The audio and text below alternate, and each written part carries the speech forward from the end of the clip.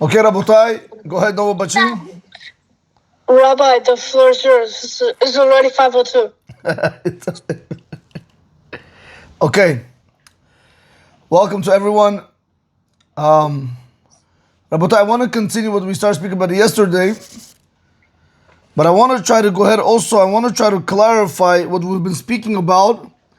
I think we're going to have to take it, one class at a time, because there are many, many questions. When it comes to halachot of berachot, and what you have to bless, right? And how do you bless, and what comes first, and so on and so forth.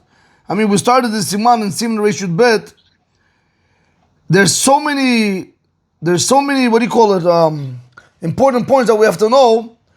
So we're going to try to take it, one step at a time, B'ezrat Hashem, because it's very important. I mean, we do eat throughout the day, and we have to be able to bless Hashem properly also throughout the day. So I just want to go ahead, I want to just clarify, or if somebody knows, maybe you can tell me. I just want to make sure that we are on the same page. When we speak about Ikar and Tafel, and I'm going to give you guys some examples today, so maybe it's going to clarify the matter for this. If you guys have side questions, let's try not to ask me, because I really want to just get this part of the halakha in, so people can understand. Do you guys know what Ikar and Tafel is? No, what is that? Okay, Ikar means a primary food. Tafel means a secondary food. Okay. Now, we have to understand what makes something primary and what makes something secondary. So the halakha brings down, the halakha says like this. Let's say I want to eat a salty fish or a salty food, for example. Or I want to drink, not me, but if a person wants to drink liquor, which is very sharp, so his primary goal is to really eat the fish or to drink the alcohol, but at the same time, he wants to be able to also eat something that comes and lessens the saltiness of the fish or the food and the sharpness of the alcohol. So I really wouldn't want to eat it if I wouldn't have the alcohol, if I wouldn't have the salty fish. But I'm only having that because I'm having this. So primary literally means something that I want to eat. Secondary means something that comes and is going to lessen the primary food's sharpness or bitterness. You guys are getting that? Yeah. Okay. Now, let's give one example. Let's say a person wants to have, I don't know, which alcohol is bitter, I don't know, or I don't know, I don't drink alcohol. Let's say a person wants to drink vodka, for example. What? I said that beats me, but go ahead. Let's say a person wants to drink vodka, for example, and it could burn a person's stomach, for example. So he wants to drink alcohol, but at the same time, to nullify or to lessen the bitterness of the alcohol, he wants to eat bread right now, or he wants to eat an apple, or a cucumber, or anything else. The reason why he's eating that is only because he wants to lessen the sharpness of the alcohol. So then we're going to tell him, say shahakol on the alcohol, and eat the bread without blessing hamot shelech min haaretz, even though it's one of the 5 grains. Because it's coming as secondary. This is what I want to make sure that we have it clear. You have something which is primary and something which is secondary. Secondary means where I don't want to eat it by itself, but I'm eating it only because of the primary. Yeah. What about if there's olives? What about olives? Speak to me. It would be the secondary also? You wouldn't say the blessing on the olive as a secondary? If I want to have olives to lessen the taste of the alcohol? Yeah, majority of the time they do like a zakuska tray. Correct. So you don't say a bracha. Exactly. You don't say a bracha. Correct. Exactly. You can't say a bracha. Correct. Very good. Now what happens in a botai? Let's say you want to eat fish. Let's say you want to eat fish, which is very salty. But at the same time, let's say you want to eat, I don't know, let's say bread, to be able to lessen the saltiness. Now let's say you want to eat, you're going to crumb the bread into the fish. I wouldn't want to eat the bread by itself. I don't want to eat the bread. But the reason why I'm eating the bread right now is because the fish is very salty. So what happens if I mix it together and now I eat the fish with the bread? You say shakol, no? Shahakol, good. Because the bread is really, it's coming as a secondary. Because I don't want to eat the Yeah. bread. Now, what happens if the fish is separate and the bread is separate? We're going to tell you, doesn't matter. Even if I don't eat it together, but I'll eat the fish and I want to lessen the saltiness of the fish, I'm going to eat the bread, no problem. You don't have to say the blessing of Hamoti or any other food that you're going to eat for the fact. But here's the catch. Here's the catch. What happens if, a person takes one shot. Let me use myself for example. Let's say if I went ahead and I took a shot of alcohol, which I won't do it, but let's just say. And, I know it's going to burn my stomach. Now, I'm not used to drinking alcohol. Would I be able to eat a lot of bread without hamoti in order to go ahead and nullify the taste, in order to be able to cut the burning sensation out? Am I able to do that? Or I'm going to say, no, maybe it's too much. Meaning to say, can the secondary be majority over the primary, which is only a minority? I mean, if it's alcohol, I feel like Alcohol could be fish. It could be anything, sweet. You can have something sweet. It's a very important hold on, question right now. Let's Jacob, say turn the camera on for this one. He has a response for you. who? Jacob. The lawyer. So, Rebbe, you're saying, let's say a person wants to eat a kabetza of bread in order to fill his stomach so he can take the shot of alcohol, which is only I'm a saying little bit. I'm saying the other So way the around. secondary, I'm saying the other way. No. I'm saying the other way around. Let's say if I Yeah, had you a eat shot. the bread first in order No, to you kind can't of eat coat bread the first. stomach. No, the other way The around. other way around. You're So you're drinking taking the shot and then you're eating a kabetza of bread. Oh, so here's the thing. What happens if I want to eat a lot? It's more than the primary. Correct, which is like bread. Let's say, More than kabetza. What have to be kabetza? It could be more. Do I have to say hamotzi lechmina aretz? that's a good question. So Rav David Yosef Shlita brings down, he says that even if the primary is the minority, you have sometimes sweet foods, like sweet foods. Like when you eat it, it's just too sweet, like candy sometimes. So now when you eat it, let's say you have a peach, let's say it's very sweet. Now when you eat it, it's too sweet. So what do you want to do? I'm not going to say you want to drink water. I don't know if that's healthy to drink water after fruits. But let's say you want to eat a cucumber to be able to go ahead and, nullify the sweetness. To be able to lessen the sweetness. Now, if you eat a cucumber, you're not going to just take one bite. You want to eat the whole thing because it's just too sweet. But the problem is the cucumber is more than the peach, for example. Says Rav David Yosef, even if the majority is the secondary more than the primary, which is a minority, you're allowed to eat it without a bracha, without blessing on the secondary. He goes so far to say, even if it's one of the 5 species. So this is what I want. I really want to focus in on this. When Well, what if you flip it? Go ahead. Like I said, let's say you want to eat So a lot so of you bread want so to you eat- can take a shot afterwards. You No, don't can't. care about the bread. You care about the shot. You can. No, because when the other way you can't do it. I know you want to fill up your stomach, so just wash your bread. Again, so you want to eat the bread. No, need you the don't. bread. You want to take the shot. But I know, but you so can't- you don't feel you can't- sick. You want to eat the bread. When you eat something, when you drink something, and then you have something secondary, that's when it lessens. But if I'm gonna have the bread in my stomach and then I'm gonna take a shot of alcohol, I'm still gonna feel the sharpness. You understand? I know a lot of people, they drink olive oil in order to kind of moisturize the stomach to drink alcohol. I've seen people do that. They drink So olive. they do the secondary first and then they do the primary. So I don't know if that's the secondary over there now. I don't know if it's the secondary. I don't know if olive oil is bitter or not. Okay. I've never Something to think about. No, for sure you can. No, you for sure can't have that because if you're already eating that, so you show me that you want to eat that. You want to eat it. Yeah, even though you want the alcohol to be able to be lessened by it, but that's too. It's happening very late. It has to be back Got to it. back. Meaning you want to eat it in order to protect your stomach, so you want to eat it. And fine. Okay. Okay, so let's just keep this principle in mind. When we're dealing with ikar v'tafel, ikar is something that I want to eat. Tafel is secondary, something that I don't want to eat, but it's coming only because to lessen the bitterness or to remove the sharpness and things like that. Now, even though the primary and the secondary are mixed or they're separate, doesn't matter. I'm going to bless on the primary and it's going to exempt the secondary. Even though you got to put a smile on your face, even though the secondary is majority, it could even be from one of the 5 species of wheat, we're going to tell you don't have to bless. Okay, very, very important. Okay, that's one principle. In other words, as we go on, I'm going to just try to break it down little by little because there's many more halachot that come with this. Okay. Okay, now, Rabotai, I want to get back to what we started speaking about yesterday. We started speaking about it yesterday, for those of you that were not online.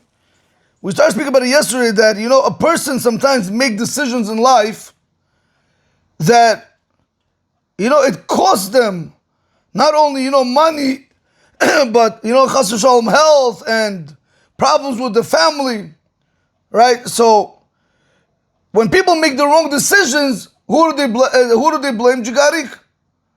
They blame others. They blame Hashem, right? They start saying there's no God in the world. Why did this happen to me? Yeah. Right? Not realizing that they're the ones that did it to themselves. Yeah, I'll give you one case, Rabotai.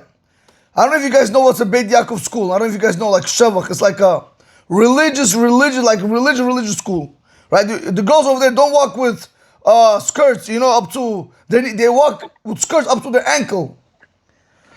So Rabotai, there are sometimes girls that they do get married to secular guys, even though they're religious, and eventually when their husbands cheat on them and they can't take it, what happens, Jack, what happens?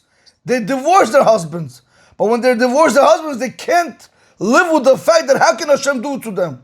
Again, they chose the husband, not Hashem. You chose it. Hashem gives you the choice to do what's right or wrong. Now they blame Hashem, and now what happens? Now automatically they no longer wear skirts. Now they wear tights, or they take off they don't keep Shabbat. Nothing. They blame everything Hashem. Now, Rabotai, is that a correct approach? No, it's not, because Hashem all the time sends us messages, or people that send us those messages, like He uses them to let us know what is the right path, what is the wrong path. You make that decision. But here we go, Rabotai. But certain things in life, Rabotai, that if Chas v'Shalom it already happened, you can't change it. But what do you have to do? You have to thank Hashem for giving you that opportunity to be able to go through that thing. Now, you'll ask me, right, Chas v'Shalom lo aleinu, why is that a good thing? Now, Rabotai, there's a story, I believe Ilan was, I think, Rabbi Yochanan, yeah? Rabbi Yochanan with the 10 kids? Yeah. Yeah. In Masechet Berachot, Jack, it brings down that there was a father that he was sitting and he was crying, Lo aleinu chas v'shalom, nobody should ever know. He was sitting and he was crying over the fact that his son passed away, Lo aleinu, God forbid. And he was really mourning his son. He's like, how could it be? Blah, blah, blah, blah, blah. Came Rabbi Yochanan, he used to carry a tooth of his last son, his 10th son, that had passed away. He lost Lo aleinu, God forbid, all 10 sons. So he would come to the people who would lose their children, chas v'shalom lo aleinu, or loved ones, and he would tell them not to mourn them too much, because he went through it. Sometimes Hashem puts a person, lo aleinu, in a certain situation so that they'll be able to strengthen themselves in that and be able to help out other people, not blame Hashem. And we started speaking about it yesterday, that who was very good at this? Jigarik, David HaMelech. David HaMelech was the best at this. I want to share with you, David HaMelech, he praised and he sang to Hashem 5 times in his life. I mean, he did more, but there were 5 important times that he sang and he praised to Hashem. Meaning songs and praise to Hashem. We started speaking about it yesterday, that when he was in his mother's stomach, he was singing Shirah, he was singing praises to Hashem for being able to create a woman where she's going to be able to house children inside. I mean, Rabotai, you guys have to go look at it. Rabotai, I don't know if you guys ever do a sonogram when your wives are pregnant. You see, it's not normal. It's like a human being inside another human being. I mean, so David HaMelech was saying, Hashem, thank you for being able to make my mother's stomach where it's a residing place for me. That's what he was thanking Hashem for. But now, Rabotai, I want to ask you guys a simple question. I'm surprised nobody asked me this yesterday. Jigarik, tell the person to wait, G. Oh, man. You ready for this? Can you tell me how is it possible that a child in the mother's stomach is praising Hashem? Can you tell me? How does the child understand that? It's hard to believe. What's hard to believe, you got by your view? It's hard to comprehend. It's hard to believe. I mean, how? What's hard to believe, you got that's how Hashem makes it? What's hard to believe? You gotta speak. Don't worry. Nobody's gonna see this. Don't worry. I mean, it's a baby in the womb. How does he even know Hashem? How does he even know the world? How does he even know the woman? So that's the whole beauty. Rashi says, do you know when David was able to do this? You know why he was able to do this? Because the Shekhinah Hashem himself rested on him.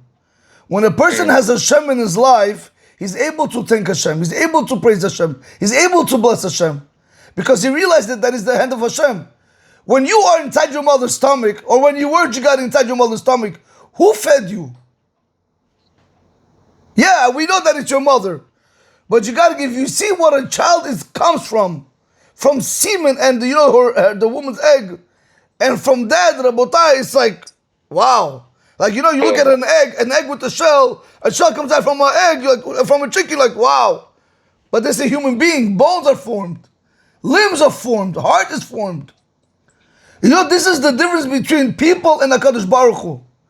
Do you know that Chana, I believe it was Chana. Let me see 1 second. Yes, I think it was Chana. Give me 1 second.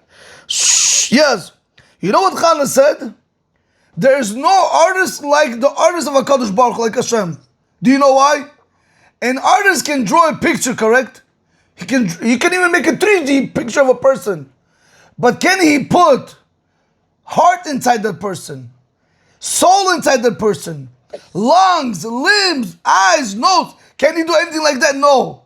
Hashem, Jigarik, not only does he form a body, he even puts a life, a spirit, a soul, limbs, lungs, everything. But where does he put it, Jigarik? Not outside inside a woman, in another person. So that's why you see how great Hashem is.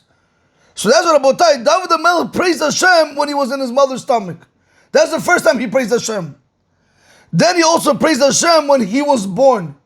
The Gemara says when he came out to the world, he also praised Hashem. Remember, he just came out to the world, he also praised Hashem. What did he praise Hashem for? For the stars and the constellations. When you looked up in the world, he's like, wow. Like, you look at the world like today, sometimes you people that are, that like, they don't believe in God. Like, how do you not believe in God when you look at the world? If I tell you right now, who created this cup, Jigarik? You're going to tell me a potter, a person who creates cups, I don't know, right? Who made a car?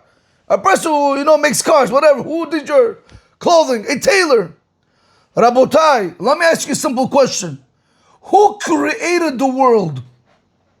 How in the world does the world operate so perfectly?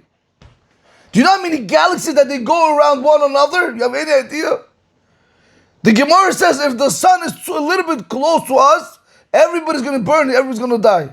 If it's a little bit too far, everybody's going to freeze to death. It has to be perfect degree at the temperature. You have any idea what that is?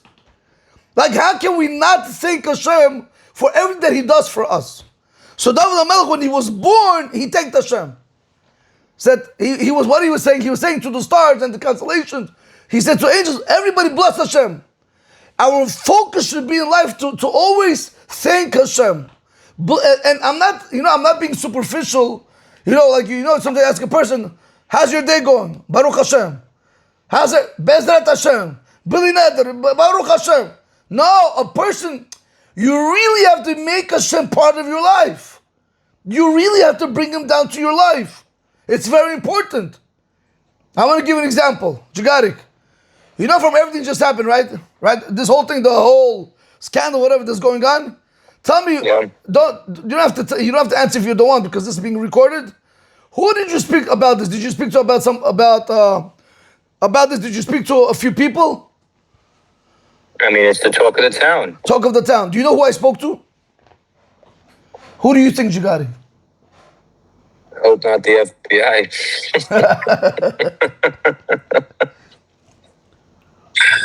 Oh, it's very unfortunate. Jigari, do you know when these things happen? Good one.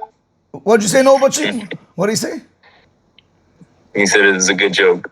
It's a good one. You know who I spoke to, Jigari? My kids are upstate, correct? They're in Mount Monticello in camp. I spoke to my boys in camp. I called them, I just want to start a conversation, but I also wanted to mention to them what's going on. I wanted them to know how, how foolish it is, how stupid it is when people want to make a quick dollar, you understand? But, the kids need to know what it means to work. Today, no child really likes to work, So when you see these things happening, again, you learn from it, you move on, but at the same time, don't let the opportunity pass. Speak to your children, explain to them. You understand? They have to know, because what do they see, Jigarik? They see people living in fancy houses, driving nice cars, going on vacations. That's all they see. But they don't see anything else. And then they want to be like them. Just everybody wants a quick dollar. You understand? You got to be able to speak to the child, to explain to him. And even sometimes you who you have to speak to? The woman. You understand? Oh, they're always on vacation. Now you know why they're on vacation. You understand? Not every single person makes $50,000, $60,000 a month when they're able to go on vacation every single week. You understand? Some people on 3,000, 4,000, 5,000 maybe, but not 50,000. Anyway, now David HaMelech, when he came out to the world, he looked at the stars and the constellations. He praised Hashem. Now listen to this, Jigarik. When he started suckling from his mother's breast, he started praising Hashem. Do you have any idea what that is? You have any idea that the milk that comes out from a woman, that before it becomes milk, it's blood? Do you know that? Did you know that? Yeah, the moment it hits the nipple or something like that, it turns into milk. What's that? Right. But look what Hashem did. The Gemara says, when David HaMelech said, Hashem, he said to his soul, he speaks always to his neshama. He says to the neshama, don't forget all the good things that Hashem did for you. Come on, how old are you? Oh, 1 day old. What do you think? What do you mean? Says the Gemara, what does that mean Hashem did everything good? You know what he says? Rabbi Abahu said, Hashem put the breast of a woman in a place of understanding the heart. He didn't put it between her legs, correct? Like by the animals. No, he put it over here. That's the goodness that Hashem did with the woman for the children, where they're going to be able to suckle. There's other opinions that say, because we didn't want them to go ahead and look at the private part, others want to say he didn't want to suckle from a dirty place. That's what he's telling. He's always speaking to the Shama. Listen and don't forget the goodness that Hashem does for you. We, Jigarik, unfortunately forget it very fast. We're always looking for something else that's going to make us feel good. But did you look back for a second and thank Hashem for last month, Parnasa? Did you look back and thank Hashem for last month that Baruch Hashem, your wife and your kids are still with you? I mean, do you look back and thank Hashem for what the things? That's a very big problem. We don't do that, Jigar. You understand? We're always looking, oh, Hashem, what can you give me more? What can you give me? 1 second. But why don't you thank Hashem for all the things that He has given you?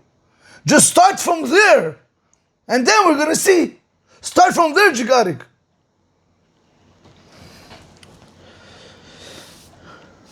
When was the last time people gave them Ma'asar? That's another big question. Correct. That's also, 100%. When was the last time people are counting their Ma'asar? Correct. Right. What is that Ma'asar? Ma'asar, the 10% that people should give. Yeah, some should even give 20 if you have 20. Should give 20. Rabotai, you need to understand. Rabotai, I want to talk. This morning, and I put into tzedakah on my way out in my house. Jack. I love you, Jack, but come on, Jack. I'm not speaking about Rabbi, he didn't tell you how much. He didn't tell you how much. Guys in New York, Rabbi, okay? Maybe $5. Jack, there's charity and there's tzedakah and there's ma'aser. It's 2 different things. Charity, you give here and there $5, $10, $100, $50. This is tzedakah. But ma'aser is something you give from what you earn. Whatever the profit you make, from that you give as a tzedakah. Do you know what the Zohar Kodesh says? You're not gonna believe this. He says that when Hashem sends a person, a poor person, it's only to test him. You know why? He says because there's a great present and reward waiting for the person who's gonna help out the poor people. So what do we do, Jigarik? According to how you help him, that's how Hashem is gonna help you. So I was with I explained to you a little bit, I was with with one of my other boys, and I asked my son, I told him, we were somewhere, I gave him, whatever, I gave him $100 to give tzedakah, correct? So he gave tzedakah, $100, whatever. He's like, why you give $100? Like, he asked me. I want to ask you like this. I said, let's do this. Here, one second, I want to show you something, 1 second. I got money right here, 1 second, Okay, you got it. That's all.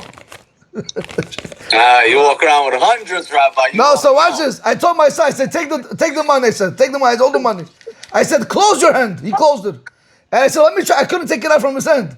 My boys, he was holding it tight. Okay. I said, okay, open a little bit. He opened a little bit. Still, it was a little bit hard. Even a little, again, it was always difficult. I told him, open like this. Just open it. And I was able to take it. So he's like to me, Pop, what's pshat? I said, I want to teach you something. Tzedakah is measure for measure. If you're going to give tzedakah like this, like a stingy person, Hashem is going to give you like this also. How much you going to take out already? How much can already come out from his hand? If you want to give a little bit more, like this, how much can? But if you open your hand like this and you give, but when Hashem gives you, it's 1,000,000,000 times more. Right. You understand? It's measure for measure. Why not? I can't disagree in any capacity. You hit it on the head, Rabbi. Right. So I was going to say to Jack, so when we speak about throwing tzedakah, if you really want to do tzedakah culture, we got a lot of people got to help. Follow me. We just did something for the kids in a Chabad center overseas. Beautiful. God bless you guys. I'm messing with you. Jack does great. Jack I'm messing with you guys. Baruch Hashem. So Rabotai, so that's another time when David HaMelech praised Hashem. Also, David HaMelech, Rabotai, listen to this. David HaMelech also praised Hashem when he saw the downfall of Rishaim. David HaMelech said that when you have people that they go against Hashem, Jigari, let me ask you a question. When a person is not kosher, correct? For example, or when a person does any other sin, tell me, you think that affects Hashem? Of course. I don't think it affects him in the sense of like it hurts. So why is Hashem punishing you? So why if a person is not kosher food, he should get punished for what? What did he do wrong? Why? The other question could be: does he really need our prayers? Does he really? He doesn't need our prayers. He doesn't need nothing. He's all perfect. So I'm asking you, Jigarik. So therefore, why is there such thing as reward and punishment? For what do you need it if he doesn't need it? By me eating that kosher chasur shalom, what it affects? No, it doesn't affect Hashem. What do you think? Hashem is not physical like me and you. He's spiritual. There's no food, Rabotai. You ready for the Jigarik? It's not about eating that kosher or kosher. Let me ask you like this. Imagine if, you come right now, you come to, somebody comes to you, let me use you, Jigarik. Somebody comes to you, and he tells you, Jigarik, can you help me with a loan, correct? And you go out, you Wieland, correct? Wieland, right? Wieland at LLC, right? You go and it says, can I have $10 million? For example, you give him 10 million, you put him on his feet. The guy became $100 million guy. Tell me, tomorrow you come to him, correct? And you ask him, can you give me back? I gave you 10 million as a gift. You come back and you say, can you give me $2,000? And if he tells you no, is that a problem?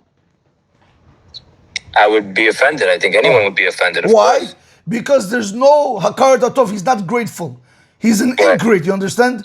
Why? What am I trying to tell you? Hakadosh Baruch Hu gave us $1 million or $1 billion body to go to function, eat, see, colors, and feel, smell, taste. And all Hashem asks from us is that we should follow Him. He doesn't ask a lot from us. What does He say? Don't eat this. Don't do this. Don't look over there. And it's hard for us to do what Hashem says.